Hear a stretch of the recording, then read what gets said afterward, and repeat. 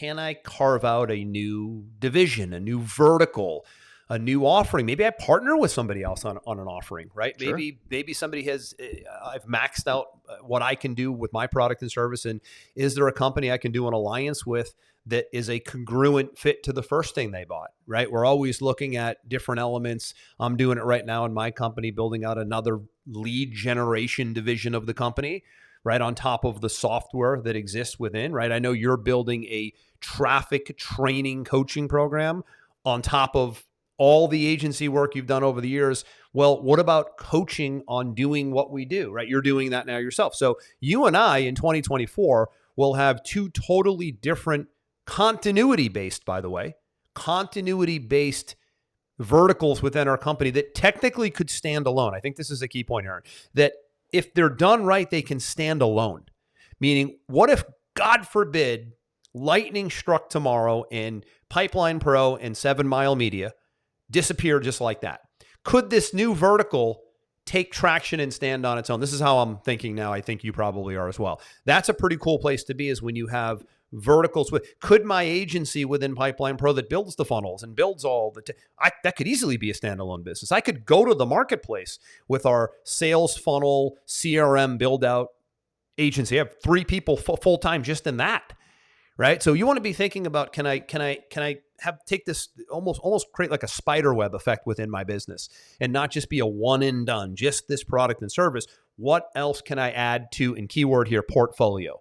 Do you have a portfolio of income streams?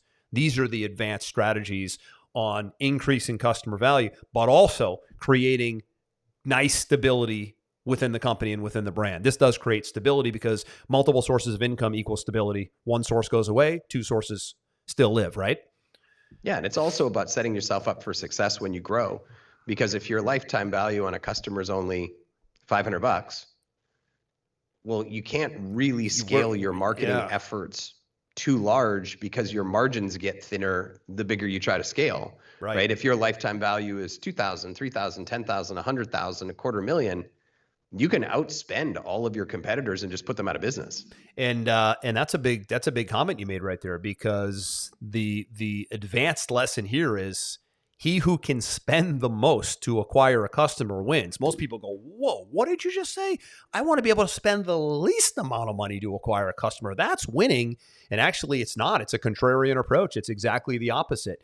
If your competitor is only willing to spend $100 to get a customer and you're willing to spend $300 to get a customer, you have absolutely the leverage and the advantage over him because you can outspend him by 3x. Correct. That's usually a one of those things where you hear it and you're like, I remember when I heard it for the first time, thank goodness it was 20 years ago and not 2 years ago, right? When I heard it 20 years ago, it was like, that was one of those moments where you're like, that's just a game changer thought to embed in your head early on.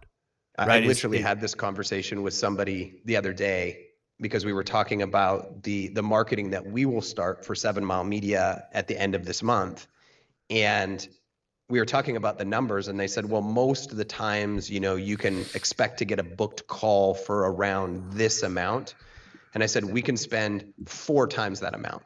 Because they said, oh my goodness, why would you want to spend 4 times that amount? I said, because the reaction is always, why would you want to do that? Right? It's funny. I said, because I want the right person. I could care less about the wrong person.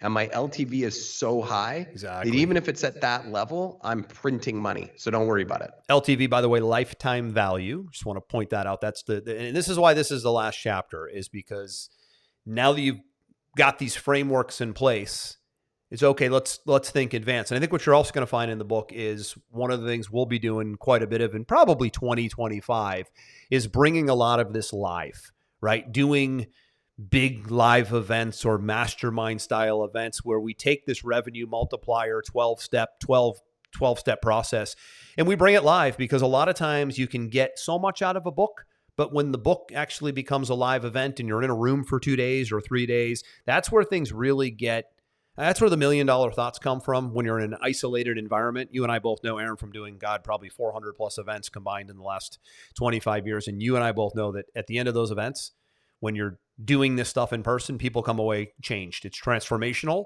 where a book can be, but again, it's read in between the life and the day-to-day, and you read a chapter here and there and you can implement, but sometimes you get away from it. But if you take that book and you take that revenue multipliers 12-step process and you spend 2 days with us, which is what I envision, by the way, right? Is a 2-day, revenue multiplier mastermind, concepts 1 through 6 on day 1, concepts 7 through 12 on day 2.